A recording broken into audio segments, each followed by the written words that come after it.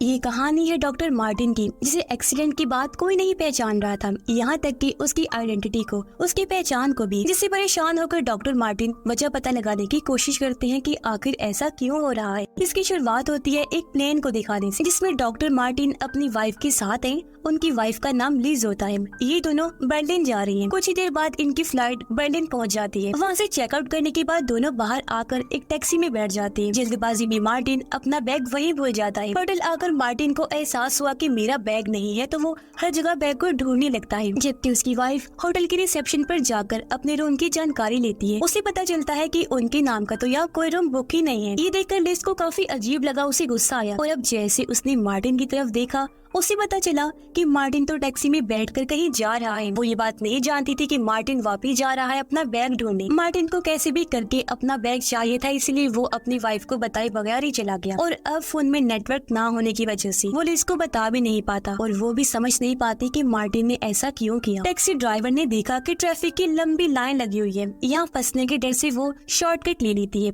ताकि मार्टिन को जल्दी एयरपोर्ट पहुँचा सके। और अचानक इनकी गाड़ी का एक्सीडेंट हो गया, जिससे गाड़ी पुल के नीचे नदी में गिर जाती है। जल्दी जल्दी ड्राइवर गाड़ी का कांच तोड़कर मार्टिन को बाहर निकालती है, पर तब तक वो काफी जख्मी हो गया था। एक्सीडेंट का पता लगते ही यहाँ मेडिकल टीम आ गई और वो मार्टिन को उठाते हैं, जबकि टैक्सी ड्राइवर यहाँ से चली जाती है। मार्टिन की हालत देखकर उसे हॉस्पिटल में दाखिल कर लिया जाता है, जहाँ 4 दिन बाद मार्टिन को होश आई। डॉक्टर उसे बताते हैं कि आप पिछले 4 दिन से कोमा में थे। मार्टिन अभी भी काफी हैरान और परेशान था, इधर उधर अपनी वाइफ को ढूंढने लगता है। फिर डॉक्टर से पूछता है क्या मेरी वाइफ नहीं आई यहाँ। डॉक्टर ने उसे बताया कि हमें नहीं पता था कि आपकी वाइफ भी है, हमें तो आपका नाम तक नहीं पता था, क्योंकि आपके पास ही हमें आपकी आईडी भी नहीं मिली, आपको कोई ढूंढने भी नहीं आया, जिससे हमें लगा कि आपका कोई नहीं है। ये कहकर वो मार्टिन को उसका सामान देते हैं। मार्टिन ने अपनी घड़ी को देखा, तब उसे याद आया कि ये तो लिज ने मुझे गिफ्ट दी थी। फिर वो अपने डैड की दी हुई डायरी देखता है, जिसमें कुछ वर्ड्स लिखे हुए थे जो हमेशा उसकी डैड बोला करती थी, साथ ही कुछ नंबर्स भी थे। तभी मार्टिन टीवी चलाता है, उसे एक कॉन्फ्रेंस की जानकारी मिली।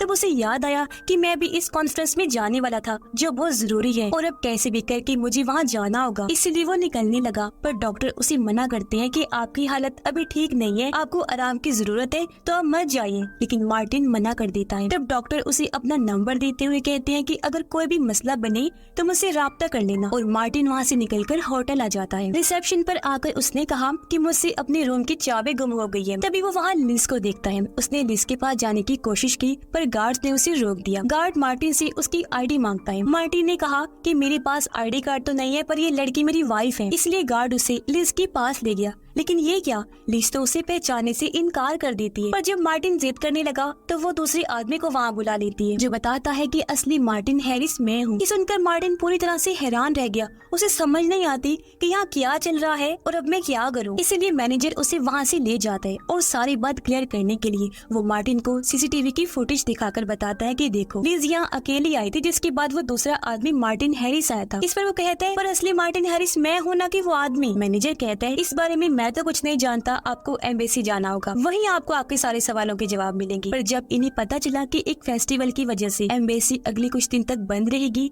तो मार्टिन मायूस होकर वहाँ से चला जाता है। वो एक छोटे से होटल में आता है, पर वहाँ भी उसे पासपोर्ट न होने की वजह से रूम नहीं मिलता। मार्टिन अपने दोस्त को कॉल करके सब कुछ बताता है, जो कुछ उसके साथ हो रहा है। तभी उसने नोटिस किया कि एक गाड़ी सुबह से मेरे पीछा कर रही है। वो घबरा गया, जल्दी से मेट्रो में आकर बैठ जाता है और अपनी डायरी में भी वो सब चीजें लिखने लगता है जो उसे याद है। स्टेशन पर उतरने के बाद वो उस टैक्सी को देखता है जिसमें उसका एक्सीडेंट हुआ था। वो फौरन टैक्सी वालों के पास जाकर उसके बारे में पूछता है। वो लोग बताते हैं कि हाँ, वो टैक्सी एक लड़की चलाती है जिसका नाम जीना है और इस टाइम वो एक बार में काम करती है। मार्टिन फौरन उस बार में चला गया, जहाँ जीना उसे कहती है कि मुझे तुमसे कोई बात नहीं करनी, तुम चले जाओ यहाँ से। लेकिन मार्टिन फिर भी कोशिश करता रहता है उसे बात करने की, मगर जब जीना नहीं सुनती तो वो वहाँ से हॉस्पिटल के लिए निकल जाता है प्रोफेसर से मिलने के लिए। लेकिन उसने देखा कि प्रोफेसर के साथ वहाँ दूसरा मार्टिन खड़ा है। उसे गुस्सा आ गया, वो दोनों पर चिल्लाने लगा। कहता है कहीं तुम लोग मेरे खिलाफ साजिश तो नहीं कर रहे। इस पर दूसरा मार्टिन भी गुस्से में आकर कहता है तुम फजूल बातें कर रही हो, असली मार्टिन हैरिस मैं हूँ। यहाँ दोनों प्रोफेसर को अपने अपने बारे में बताने लगते हैं। उनकी सारी बातें सेम थी, कोई फर्क नहीं था।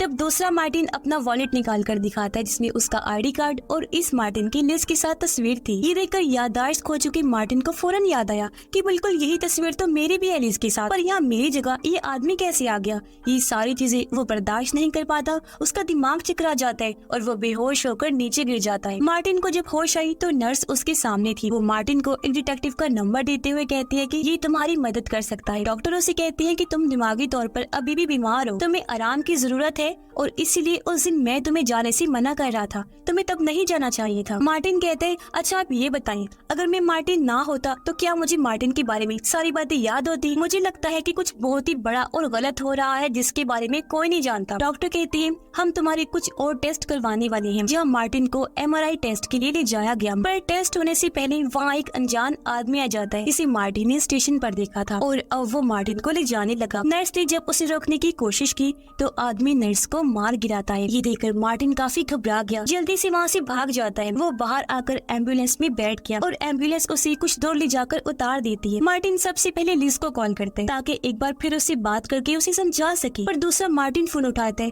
जिस बात से परेशान होकर वो फोन रख देता है। तभी उसे याद आया कि नर्स ने मुझे एक डिटेक्टिव का नंबर दिया था, इसलिए मार्टिन फौरन डिटेक्टिव से मिलने गया। उसे सारी बात बताकर कहता है कि मेरी मदद करो और मेरी आइडेंटिटी पहचान दुनिया के सामने लेकर आओ। वो डिटेक्टिव को अपनी डायरी देते हैं जिसमें उसके डैड के लिखे हुए लफ्ज और नंबर्स थे। डिटेक्टिव पूछता है तुमने आखिरी बार बात किससे की? मार्टिन बताता है कि टैक्सी ड्राइवर से। डिटेक्टिव ने कहा तुम एक बार मेरी बात करवाओ टैक्सी ड्राइवर से, क्योंकि उसकी बात सुनकर ही मैं सारा खुलासा कर सकता हूँ। इसलिए मार्टिन अपने पैसे और सामान रखे जीना के पीछे चला जाता है। वो उसे कहता है कि एक बार बस तुम डिटेक्टिव से बात कर लो प्लीज, इससे मेरी मदद हो जाएगी। और मुझे तो ये समझ नहीं आ रही थी कि उस दिन तुम वहाँ से भागी क्यों, जबकि तुम तो लीगल वर्कर हो, गैर कानूनी तो काम नहीं कर रही ना। खैर अब तुम बस एक बार मेरे डिटेक्टिव से बात कर लो, फिर से तुम्हें परेशान नहीं करूंगा। जबकि उधर डिटेक्टिव एयरपोर्ट पर कॉल करके किसी से जानकारी ले रहा होता है। असल में उसे एक कत्ल की साजिश के बारे में जानकारी मिली थी। पता चलता है कि वो साजिश अरब के प्रिंस के लिए हो रही है जिस पर हाल ही में हमला हुआ है, यानी कोई उसे मारना चाहता है। मार्टिन जीना को अपनी घड़ी देते हुए कहता है बस एक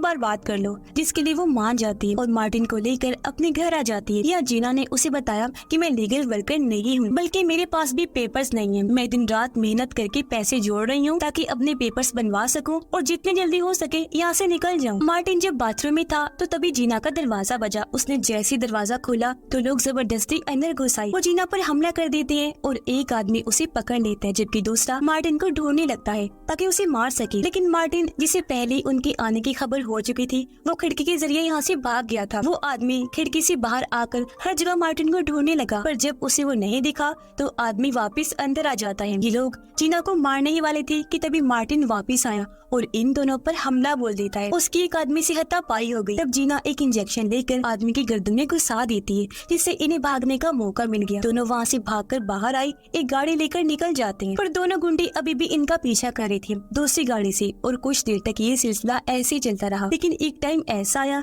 जब इनकी गाड़ी ट्रेन से टकराने वाली थी। उसे बचने के चक्कर में दोनों गाड़ियों का एक्सीडेंट हो गया। लेकिन मार्टिन और जीना गाड़ी से निकलकर भाग जाती हैं। वो सीधा एक क्लब में आए जहाँ जीना मार्टिन पर काफी गुस्सा हुई। कहती है कि मुझे लगता है तुम एक कातिल हो, क्योंकि एंड में तुम जैसे लोग खूनी ही निकलते हैं। अब मेरी जिंदगी भी खराब हो जाएगी, ना जाने में कैसे तुम्हारे चक्कर में फंस गई। इतना बोलकर वो नाराज होकर वहाँ से निकल जाती है। तब मार्टिन एक बार फिर डायरी में लिखे हुए उन नंबर्स को देखने लगा और ये समझने की कोशिश करता है। उसे समझ लगी कि ये नंबर्स एक कोड है जिन्हें मार्टिन डिकोड करता है। डिकोड होते ही ये नंबर्स कुछ अल्फाज बना देते हैं जो दो साइंटिफिक नाम बन रहे थे। इन नामों को लेकर मार्टिन डिटेक्टिव के पास आया और उसे कहता है कि मुझे बस 2 नाम ही मिले हैं, जिनके अलावा मुझे कुछ भी नहीं पता। डिटेक्टिव ने पूछा कि तुम्हें प्रिंस के बारे में कितना पता है, जिससे इन्हें पता चला कि दुनिया में चल रही भूखमरी गुर्बत को लेकर एक मीटिंग होने वाली है जिसमें प्रिंस भी आएगा और कोई मार्टिन का नाम इसलिए इस्तेमाल कर रहा है ताकि उस मीटिंग में वो प्रिंस के करीब आ जाए और मौका मिलते ही उसे मार दे। जो जानकर मार्टिन भी अपनी प्लानिंग शुरू कर देता है। वो जीना को लेकर वहाँ से निकल गया। कहता है कि मैं अब लिज का पीछा करना चाहता हूँ, क्योंकि मुझे पता है वो एक एग्जीबिशन में जाने वाली है और उसे जरूर कुछ पता है। एग्जीबिशन की बिल्डिंग के बाहर पहुंचकर वो जीना को वही छोड़ता है और लिज का पीछा करते हुए अंदर चला जाता है। तभी यहाँ दूसरा मार्टिन भी आ गया, इसीलिए जीना फौरन मार्टिन को कॉल करके कहती है कि अलर्ट रहना। मार्टिन लिज के पास आ गया। वो कहती है कि तुम मेरा पीछा क्यों कर रहे हो? मार्टिन कहता है मुझे याद है मैं तुम्हारे साथ यहाँ आया था, ये सब तुम क्या कर रही हो और क्यों कर रही हो? इस पर वो कहती है कि अगर मैं ऐसा नहीं करूँगी तो वो हम दोनों को मार देगा और अगर तुम्हें तुम्हारे सवालों के जवाब चाहिए तो अपना खोया हुआ ब्रीफकेस ढूंढो। जो बोलकर वो यहाँ से चली जाती है। तभी यहाँ जीना भी आ गई और ये दोनों यहाँ से निकल जाते हैं। तभी डिटेक्टिव के पास एक फोटो की मेल आती है। फोटो में उसने मार्टिन और लिज को देखा, यानी वो एक साथ ही एयरपोर्ट पर आए थे, जिससे वो समझ गया कि इसका मतलब है मार्टिन सच बोल रहा है और कोई बड़ी साजिश चल रही है। तभी डिटेक्टिव के पास मार्टिन की दोस्त की कॉल आई। वो डिटेक्टिव को कहता है कि मार्टिन के बारे में मुझे आपसे कुछ बातें करनी है, मैं उसकी आइडेंटिटी भी साबित करूंगा, तो बताइए हम कहाँ मिलेंगे। डिटेक्टिव उसे अपने घर बुला लेते हैं, पर जल्दी उसे एहसास हो गया कि मार्टिन का दोस्त एक कातिल है और अब ये मुझसे सारी जानकारी निकलवा लेगा, इसलिए वो अपने चाय में जहर मिलाकर अपनी जान ले लेता है, क्योंकि वो इस कातिल के हाथों मरना नहीं चाहता था। मार्टिन जीना को लेकर एयरपोर्ट आ गया, जहाँ उसे अपना खोया हुआ ब्रीफकेस मिल जाता है। इसके साथ साथ उसका पासपोर्ट और बहुत सारे पैसे भी। जीना कहती है कि ये जगह बिल्कुल भी महफूज नहीं है, हमें यहाँ से चलना चाहिए, पर मार्टिन ने इनकार कर दिया, ये कहकर कि मैं कहीं नहीं जा सकता क्योंकि लिज ने मुझे यही इंतजार करने को कहा था। वो बहुत सारे पैसे जीना को देते हुए कहता है कि तुम चले जाओ। पैसे लेते ही वो यहाँ से निकल जाती है। तभी मार्टिन के पास उसका वही दोस्त आया, कहता है कि मैं तुम्हारी मदद करने आया हूँ, अब मैं सब ठीक कर दूंगा। जीना जब टैक्सी के लिए लाइन में लगी हुई थी तो उसने देखा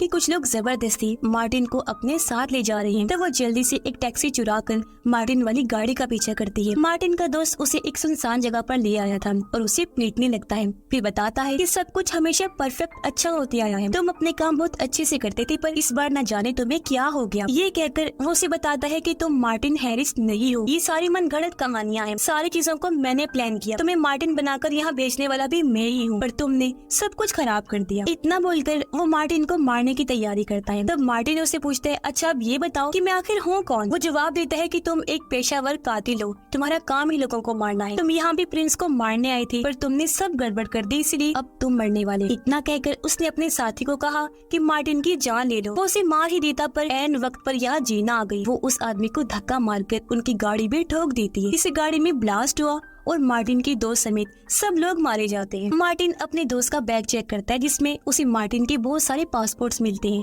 लेकिन सब पर अलग अलग नाम थे, जिससे मार्टिन को कंफर्म हो गया कि हाँ सच में मैं कातिल ही हूँ और आज रात ये लोग प्रिंस को मारने वाले हैं, जिन्हें कैसे भी करके मुझे रोकना है। हम प्रिंस को देखते हैं जो मीटिंग में आ चुका है। यहाँ प्रोफेसर भी है और लिज भी सारी प्लानिंग की तैयारी कर रही है। वो प्रिंस का वेलकम करती है। तभी यहाँ मार्टिन और जीना भी आ गई, जो पीछे के दरवाजे से अंदर आने की कोशिश करते हैं, पर सिक्योरिटी वाले दोनों को पकड़ लेते हैं। मार्टिन उनसे कहते हैं, जल्दी सारे लोगों को यहाँ से बाहर निकालो, क्योंकि मैंने यहाँ बॉम्ब लगाया हुआ है, वो भी 3 महीने पहले लगाया था, जिसे आज ब्लास्ट करना है। ये सुनकर वो लोग 3 महीने पहले की फुटेज चेक करते हैं। उन्हें पता चल गया कि हाँ मार्टिन सच कह रहा है। 3 महीने पहले मार्टिन और लिज यहाँ आए थे और उन्होंने बॉम्ब लगाया था, और अब लिज उस बॉम्ब को स्टार्ट कर देती है। ये बात होटल स्टाफ को भी पता लग गई थी, इसलिए वो सब लोगों को बाहर निकालने लगते हैं, जिनमें प्रिंस भी था, वो भी जाने लगता है। इसलिए लिज को एहसास हो गया कि अब बॉम्ब ब्लास्ट करने का कोई फायदा नहीं है और वो बॉम्ब को डीएक्टिवेट करने के लिए चली जाती है। तभी यहाँ मार्टिन प्रोफेसर को देखता है, जो अपनी दोनों बेटियों के साथ आए हुए थे। मार्टिन को दोनों बच्चियों के नाम पता चलते हैं, जो वही साइंटिफिक नाम थे जो उसे अपनी डायरी के कोड को डिकोड करने से पता चले थे। तब मार्टिन को समझ आ गया कि इन लोगों का टारगेट प्रिंस नहीं है बल्कि प्रोफेसर है, क्योंकि ये लोग प्रोफेसर की रिसर्च को हासिल करना चाहते हैं, क्योंकि ये एक ऐसी रिसर्च है जिसमें दुनिया की गुर्बत एक ही झटके में खत्म हो सकती है। पर हाँ, अगर ये रिसर्च गलत हाथों में चली गई तो बहुत बड़ी गड़बड़ हो जाएगी। तो आज ये लोग कैसे भी करके प्रोफेसर को मार देंगे, इसलिए मार्टिन प्रोफेसर के पास जाने लगा उन्हें बचाने के लिए। तभी दूसरा मार्टिन भी आ जाता है प्रोफेसर को मारने के लिए, पर रास्ते में जब दोनों का सामना हुआ तो उनकी खतरनाक लड़ाई होने लगती है। इसी बीच लिज भी बॉम्ब तक पहुंच गई, लेकिन बॉम्ब को डीएक्टिवेट करने से पहले बॉम्ब फट गया और लिज की मौत हो जाती है। मार्टिन भी दूसरे मार्टिन को मार देता है और जीना इस वाले मार्टिन को लेकर बाहर आई। इस हादसे में सिर्फ लिज की जान ही गई थी, जबकि बाकी सब लोगों को बचा लिया गया था, और मेन आदमी प्रोफेसर को भी। प्रोफेसर जल्दी अपनी कॉन्फ्रेंस को पूरा करके दुनिया को एक नई फसल के बारे में बताते हैं, जिसकी तादाद इतनी ज्यादा होगी कि दुनिया में गुर्बत, खाने पीने की किल्लत खत्म हो जाएगी, जिससे सब लोग बहुत ज्यादा खुश हो जाते हैं। मार्टिन जीना को एक नकली पासपोर्ट बनवा कर देता है और अपनी भी एक दूसरी आइडेंटिटी, जिसके बाद दोनों वहाँ से निकल जाते हैं अपनी जिंदगी के नए सफर पर, जहाँ वो एक साथ रहने का फैसला करते हैं। और ये कहानी भी इधर ही खत्म हो जाती है।